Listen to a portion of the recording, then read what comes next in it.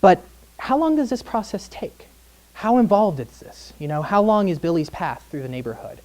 What does it involve? Well, luckily there was a 2006 study done here that looked at some aspects of this. And again, in the spirit of looking at the worst possible scenario, this is a worst possible estimate about how long it might take this horrible book that needed prep work and preservation work and to be rebound to get somewhere.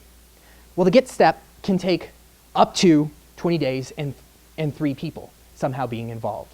Bibliographer, ordering it, checking it, time between things happening.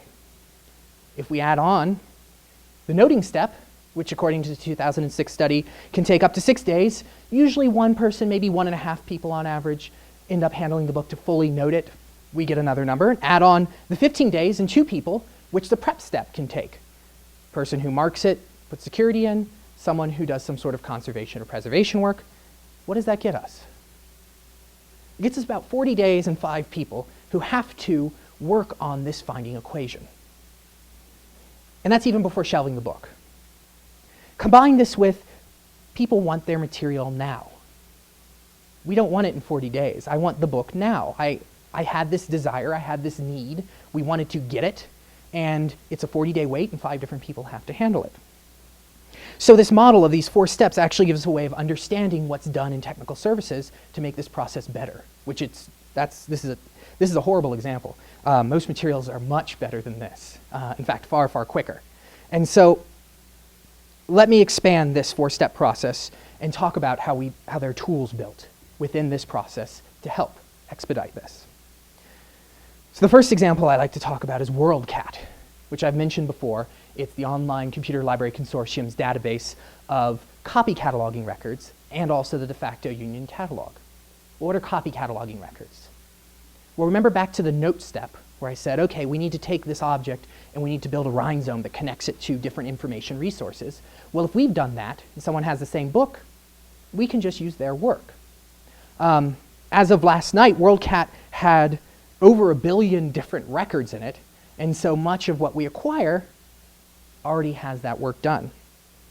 And so this bypasses some of the noting step. Sure, we still might have to get it. We might have to note that it arrived and note that in fact this is the thing in the WorldCat database, but it bypasses some of the work involved with how to fit it in. Doesn't bypass prepping, doesn't bypass putting.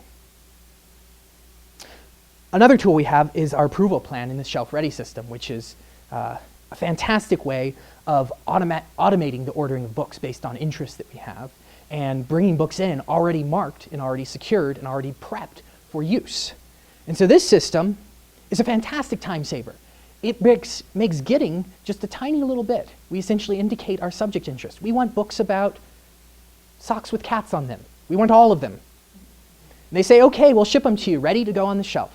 And so this step skips prepping and skips putting and skips much of the getting. They just show up and they go. Another approach is with serials. These have things called check-in records. And serials and continuing resources are nice because we have one central record that collects together several different iterations. And so when these arrive, we simply have to update records, bypassing again some of the noting step. Still, we might have to prep it if it's a physical item. Still, we probably have to put it where it goes. But it's skipping some of the work. What about purely electronic resources? Can we put those in the library? No, someone else has put them somewhere. Do we prep those? No, someone's built some sort of digital system that can get at them. So electronic resources, someone else is providing access. What do we have to do if we decide we want something electronic? Well, we note it. Someone indicates they want to get it. Of course, that's always part of it. But beyond that, our process is to simply note it's there. Well, actually, that's a little bit more Pollyanna than it actually comes out. Not all electronic resources are free, and not all are shared and hosted out of the kindness of the vendor's heart. There are copyright and there are licensing issues, which, going back to the 4-step model, involves more work in the getting side. We need to make sure we're adhering to the licensing. We need to make sure we're paying the right people. We need to make sure that all the systems work together and everything plays nice. But again, compare this to the original structure of 4 steps. This is significantly faster. And again, we're getting information resources to people quickly. And it continues. This 4-step process can be applied to all range of materials used within, or found within this library. We have materials in the standard catalog. We have archival materials, which have encoded finding aids. We have digital materials, which have categorical descriptions for works of art applied to them, and VRA core description, and all sorts of descriptive standards. But these 4 steps provide a structure to examine how exactly these things get here, and to look at how can we do this better, and how can we work with these better. In the end, focusing on this enables us to help patrons find their basket of socks within the giant collection, which is Norlin Libraries. And that's really why we're here, is it not? And thank you for coming. This was great.